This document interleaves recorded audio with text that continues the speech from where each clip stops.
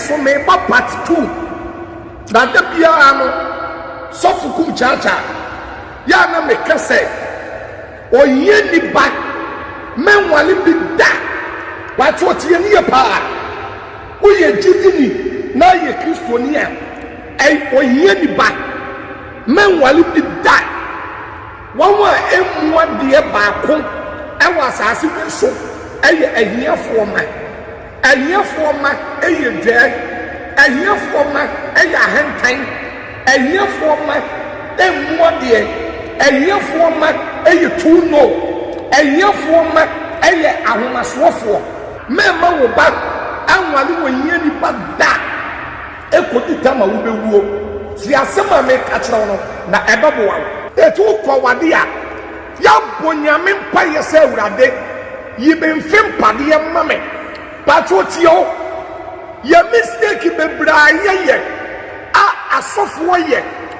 asolema ye say ye kwa wade a ya mompa ye nkankyire nyame say awurade nyimfem pade ma ye ya de honam na ekọ ya de oba ne to oba ne shew oba ne nufu ne ya akase eto ne ya akase oba ne ye kokọ enu ne ye de kwa awade but enya no ne ye de kwa awade ya wale wo ba na dwen ya wale ne to ya wale wo ba ne nyansa ya wale ne nufu eto kwa wade a to bo se bonyame mpaye na katre. Okay, so for penny the one and only so for Kumchacha anache na bi ade afa eye oba ye kwakọ ware no enukre say ye ware oba a eye ne to ye ware oba we kokọ ye ware oba soso a ne nufu edoso ana se ne nufu so a ne mu ye ware oba o wadwen e wonyansa minim se shila asma so Kumchacha e kan oni mi adwen ana so be mi adwen Agosi yes onu na akere na adwen mi so mi wo ma adwen kire thank you ozi me de se oba woto so woden wo adwen ni nyina ye ba me wi ase mba bi se me wo me nua ma futu am de mo ne se da che wo wadwen se obeya fu won se da che obi wo a fam adwuma ne bi wo na adwen ene no na bi am tu me ya na me hu ni se oba ma bia no ka de me de me hu ni se be ma bia no ka nwale wo ba wo ye tuntum we be ma me nwale wo ba ye tuntum because obeya fu da che de a obetimi awale oba tuntum because once oba tuntum obetimi de aye fuo what you say I was tie me no kwara me ka kire no oh pe don jumalo a otwasini won say afuo na adwem ti no wale na yede tuntum say afuo ni wa adwuma ntimi wale me nua bie no metufu say wale oba tuntum because the mama example bi nkire akwasi tie me say o tek nkran ha say na say bia wo akura na bia wo ba nkran na benya ge kokko bi e wa ha na de ne ko kuruma se uduru wa ma be start afrefu fichire me sra won ko pass mbra mi o mo bi ba me prepare wa ha what you say so what kusa ne man bia wo ye kokko no ba so etuntum a o yire no hye dem wo ye dai wo ba office ye nya de wa ha na onim se ye kwa afuom so what steady bad time for nti o ba tuntum de se wo nya obi a wo be ye afu anwale bi da wo mo ne wo mo mu ade no enye oba be ka se wo ni sika na hia oba sika e nyansa ho oba sa no ba be nya sika no e nyansa oba jimi fo nya sika oba ma ne da kora wo nya sika mfrim da bia comedy oba bi nkompre nchira wo se comedy me da obi mfro nka se man 20 da e ma bi timi hye dem o ma me credit ade ya me wi ase me musa bi da no se ma me 20 ma me credit me fele me kwa me card ne ade ya de to credit me nim o de card ne kire me hu bobọ minimu ye what you say enti ye say to say danyu no ye wakọ no awpe okay but de ebe bua wo ne say wo ye bema no unsiram unim diem no chusu oba nyame abo no kala no be mfa tuntum so obe ye fuo dia continue shila oh adan shila ko we ye kokko ni ntiro ya kokko a me ye me bo ne say shila wo ka no ememe nya na ebe hu oba we enam se so obe ye fuo da chia oh asamba na wokan so obe ye fuo da chia obetimi de na ye mi ameti hei untimi nka nkyerem so de mi ko fie kwa ka mi sore nkopra enya numdwa mi ndeti obi a me no da kwa be ka kyem so nkopra da me nye efiefo be ko yire no bie so be ko kumo me ma me nya bi da me nko me boy o mo bi ene me nko ko apra ho nye me me ya na me bra ho na o ma me si o ye de me nye osi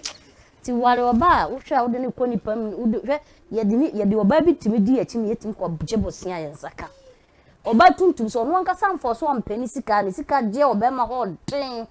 wo hwe Ghana ha komede ma ne bebre ya tuntumfo pa onya to sen nkoye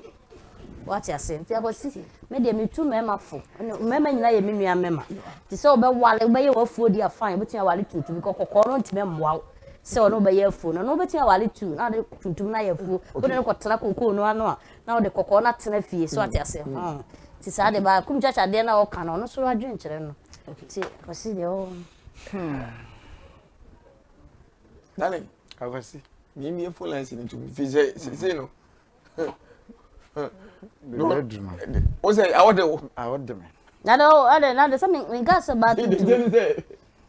darling say wonya de obeye food but me get na okofa ni etuntu obi o we bi no akọ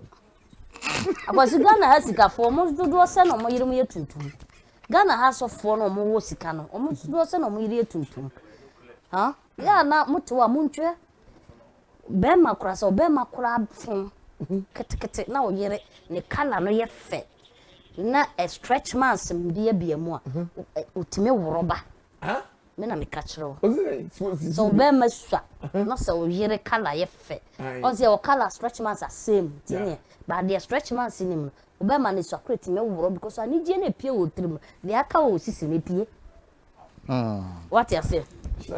because it's no kwa me ka kire no enti no se be ma bi wo no ba da o se won say wo ba si bi wo e ye wo say e woro be man pese be kan woro what you say obi wo be ma so ba wo ne be da wo be ma na ye kese e ye honam no na ma adwen ne na koye adwuma na de na ye pie okay what you say na be enlargement yes what you say nti no ba ne da be kase na siswa ba na ma ni gie ne honam na hu ye na ni gie no na ma de na ekoka sisimu na pie okay so what you say I was saying before I be phone lines, I'm just about 2 minutes be. Whoa. Aye. Just 2 minutes. Emroso. Davi. Start counting. Okay. Okay. Okay. Yeah, Papa. Kumchacha some more kind. I was say a fan be sono. Me nene ya dream. Okay. Because kobase ebi anipa krono enye hiampo na so onya adwuma akọfa no a bed ne ba wo a nko awso e ma ho kiro what I say but the situation whereby she's working na etete no ma bisu no bi go ba no mbisa she will just do it without even asking you now this can so I had for ba akọfa de totally there's nothing to help her on be kiro I think say na no person o kire okay e be da na some ashila kan yi a friend of mine testified okay say oba tuntum ono so fana enchena ne ho afono okay ba oba kokko de bia ne dowo no okay but I don't know say no bi no so gina so aka ne dia okay but ye kan ya hwe be my Ghana manyina akosra be ye kokko akwa no milk any nwe o sra le o natural ti kokko sra o na bo so nse chi no aje se kokko aya toto no enti media akosi you see beauty lies in the eyes of the beholder etwemo enka se mo beauty lie o den se me man nya beauty lives has in the holder no debut beauty by ale ya gupo rani o ko fa dia wo hu a obi su hu obe judge sa dia we de efe yes ko ka se beauty lie obi o se oba we de na kuma mu ye obumi na fofo o yire hu ofe ko na fofo kotokoto nya fe no mo ko kire ni mo ko ka se o yire mu ade o na fofo ko mo fe o yire tuntum bibi obe ye bi na o yire so de na ho ntabro ye wa ko tete fufuo mu na oba tuntum die didi o mata mo fofo ni mbrombre to yo tuntum dia ye wadwuma na pe osika just awale mu ani die de wunya di oh asem ben ko anya asem na bia me full life say atum which my friend baba so wo ye Ghana ni be ma na se wonim na ko ware oba tuntum a fa ko efum dwuma ya na meka wasumu a nti mu a mu ye ma tuntum nya mu ko efum dwuma ni mituai minim se edin eye den meko akoye eye afu eye friend say enua na edi eye yi no o se John Domedio kese John yamafu Ah. nti wa hwe ka se o kana no kore na e ko na so be ka na ye papa Rollins na yire no nye tuntum